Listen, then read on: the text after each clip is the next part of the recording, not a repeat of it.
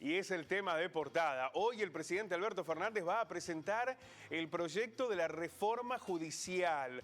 Un proyecto que es muy esperado para conocer la letra chica, pero que tiene algunos ejes que ya se han conocido públicamente. La oposición salió a rechazar uno de ellos antes de que el proyecto se oficializara, que tiene que ver con la ampliación en el número de jueces de la Corte Suprema de Justicia. Pero también hay un debate sobre qué hacer con la justicia federal, que está puesto mucho esa mirada en Comodoro Pi. Y hay una justicia federal que está en todo el país, ¿no? No es lo mismo el juzgado federal de Río Cuarto que el de Comodoro Pi. Bueno, pero la reforma lo que busca es quitarle tanto poder a esos jueces que en lugares tan oscuros han decidido tanto en el país durante los últimos años, en connivencia muchas veces con el poder político, obviamente. Y el otro tema, los jurados populares. Que aquí han generado tanto debate, tanta polémica, bueno, se intenta, están en la Constitución desde hace mucho tiempo, pero nunca se aplicaron. Bueno, este debate que se implementa a partir de la presentación que va a hacer hoy el presidente Alberto Fernández, pero queremos analizar este tema con un especialista, el ex fiscal de Cámara de la ciudad de Río Cuarto, además docente de la Universidad Nacional de Río Cuarto, el doctor Jorge Medina. Doctor, ¿cómo le va? Buenos días.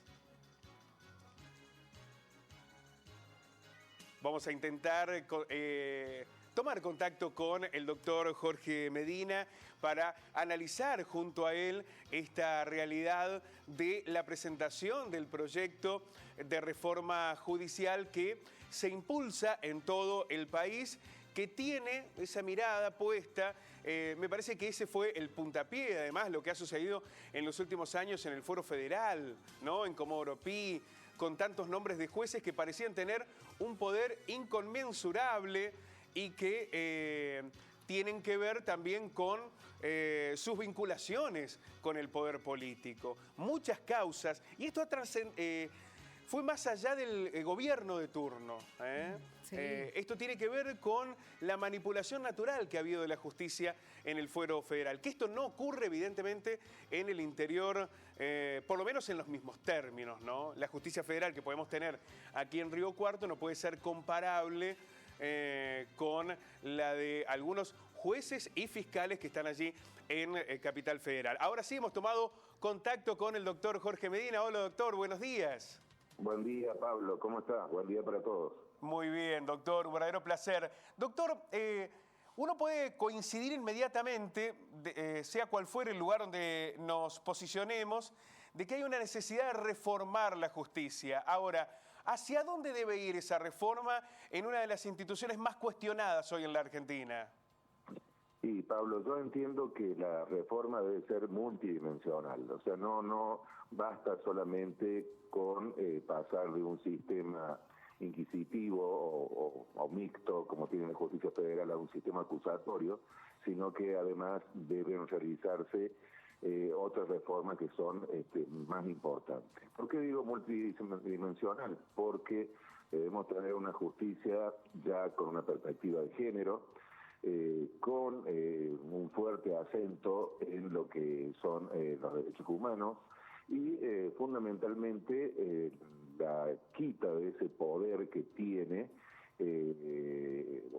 dos jueces en Comodoro Pi, en Capital Federal. Para el público en general hay que hacerle entender que son dos cosas totalmente distintas. Una cosa es la justicia federal, con sede en la Comunidad Autónoma de Buenos Aires, que es, digamos, encargada de juzgar determinado tipo de hechos, la mayoría con un tinte o con un marcado tinte político, y la otra, la justicia común, normalmente llamada ordinaria, que es la que se encarga de juzgar hechos delictivos comunes ocurridos en el común de los ciudadanos.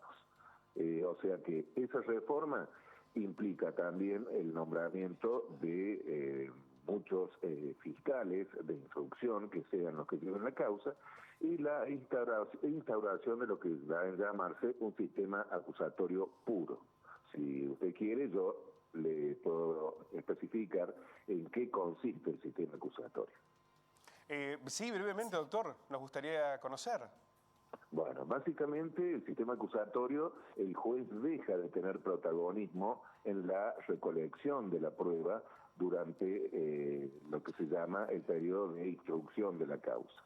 Esa tarea pasa, como sucede acá en la provincia de Córdoba, a manos del fiscal de instrucción. ¿Por qué?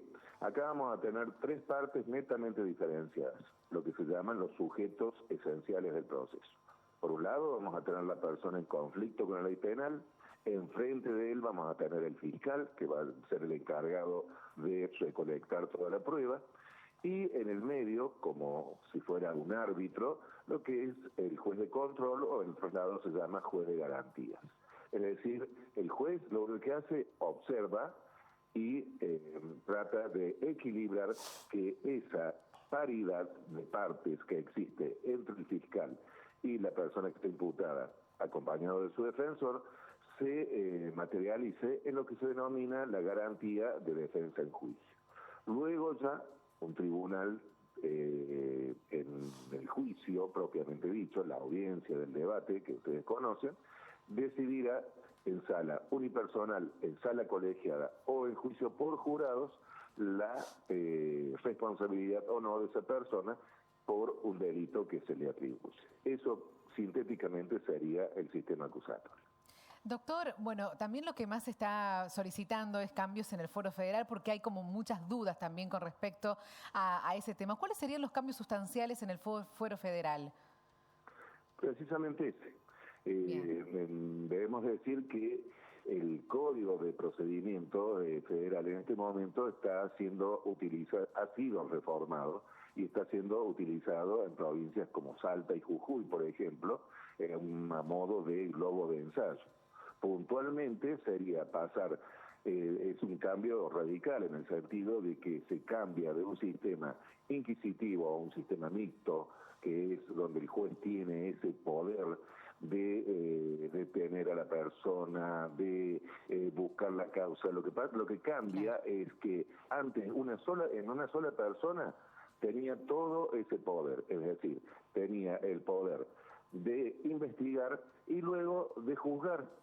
Es decir, era juez y parte al mismo tiempo. En cambio, ahora, en la justicia federal, vuelvo a decir, es el fiscal quien va a colectar la prueba y el juez va a ser un juez que va a resolver sobre la base de la prueba que le presenten las partes, no de la prueba que él recabe. ¿Se entiende? Doctor, sí, absolutamente. Le quería consultar, se plantea la posibilidad de instalar los jurados populares, que desde hace mucho tiempo están en la Constitución, instalar esa metodología. En Río Cuarto hemos formado parte de un debate sobre si son efectivos o no, si realmente han favorecido a una mejor justicia o han profundizado las dudas que ya teníamos sobre el funcionamiento de la misma. Pensar en todo el país la aplicación de este sistema, ¿usted cree que lo mejorará o que profundizará las dudas que aquí surgieron en Río Cuarto?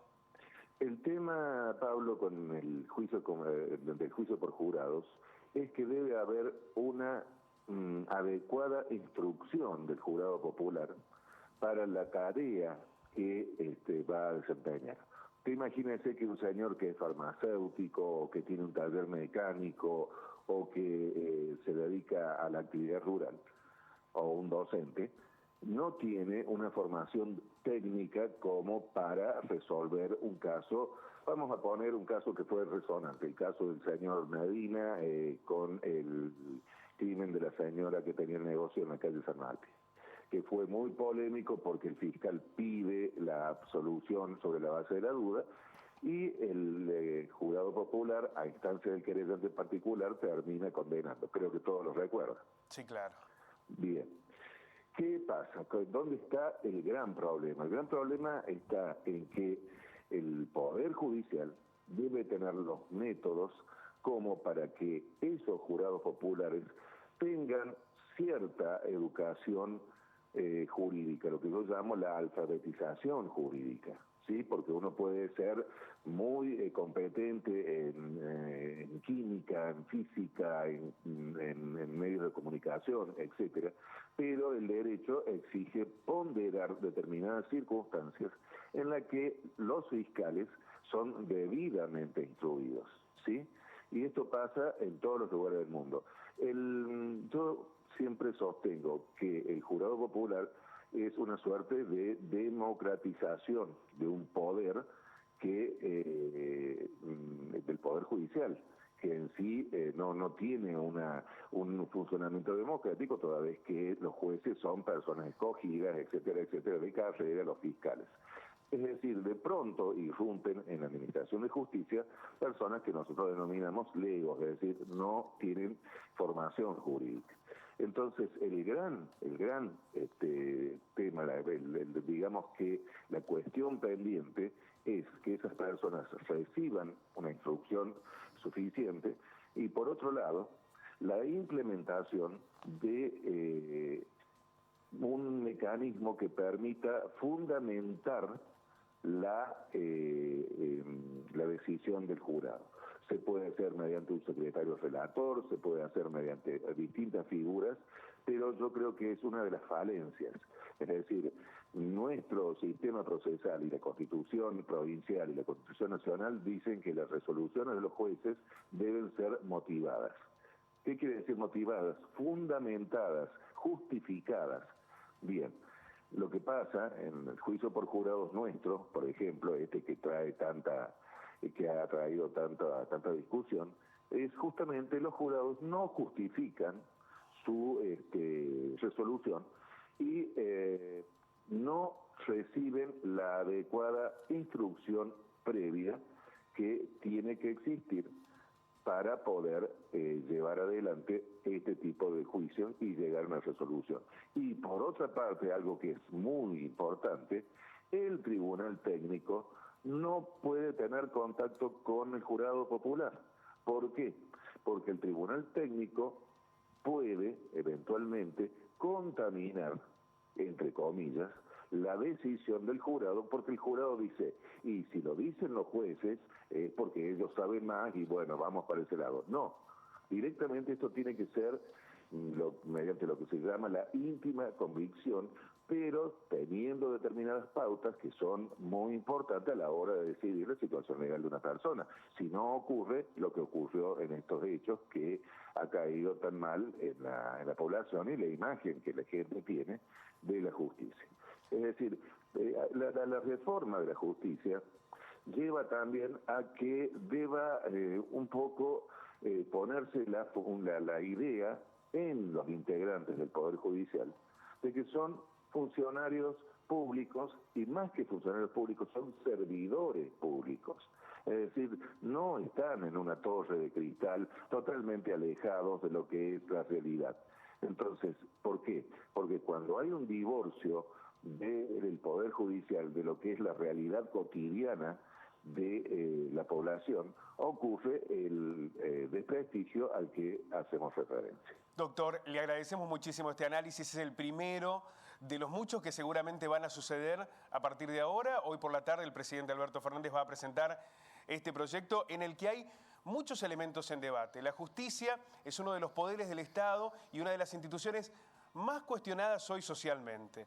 Esto tiene que ver con las diferencias, ¿no?, que naturalmente tenemos que conocer entre la justicia provincial y la justicia federal. Lo que aquí se está reformando fundamentalmente tiene que ver con esa estructura de la justicia federal que está en la mira profundamente por sus vínculos, con sus connivencias, con las ligazones que tiene con el poder político también. Pero algunos elementos muy claves, ¿no?, como por ejemplo la utilización de los jurados populares, la posibilidad de la ampliación de la Corte Suprema de Justicia, muchos aspectos para debatir. Ya tenemos muchos mensajes también de la gente que vamos a estar leyendo en minutos nada más. Doctor, gracias. Un abrazo y muchísimas gracias. Gracias, Pablo. Que tenga buen día y un abrazo para todos. La palabra del fiscal de Cámara, Jorge Medina. Habrá que sumar otras voces también aquí. Sí, además de los abogados, las víctimas, por ejemplo, saber qué es, después de haber pasado por esos trámites, ¿no?, de una investigación fiscal, de un juicio, saber qué sensación les ha dejado la justicia.